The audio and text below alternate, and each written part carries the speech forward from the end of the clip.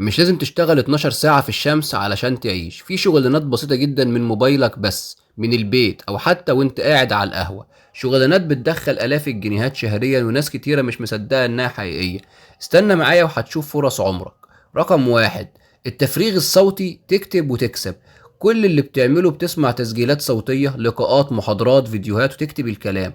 مواقع زي REV أو جو ترانسكريبت بتدفع بالدولار. لو بتكتب بسرعة ممكن تكسب 200 ل 400 جنيه في اليوم وانت في بيتك، كل اللي محتاجه موبايل زائد ودانك شغالة.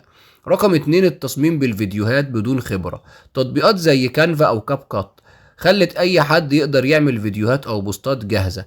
تقدر تشتغل مع صفحات فيسبوك او قنوات يوتيوب وتاخد من 100 ل 300 جنيه على الفيديو الواحد. الناس بدأت وهي ما بتعرفش تصمم اصلا ودلوقتي بيكسبوا بالقطعة. الموضوع مش موهبة، الموضوع تكرار. رقم 3: ادخال بيانات، شغل بسيط وفلوس ثابتة. شركات ومواقع كتير بتدور على ناس تملى بيانات، تراجع ملفات، تدخل ارقام، مفيش تعقيد بس عايز تركيز. على موقع زي اب وورك او فريلانسر الشغل ده متوفر بالعربي وبالانجليزي، شغل على قد مجهودك وفلوسك على قد التزاماتك.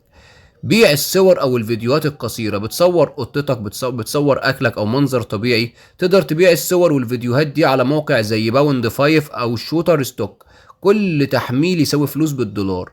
اللي بتصوره بهزار ممكن يدخلك اكل الشهر. في الختام يا جماعه، الفرص حوالينا بس الناس بتدور على الشغل في المكان الغلط. جرب حاجه من الشغلانات دي لمده اسبوع واحد بس وهتتفاجئ من النتيجه.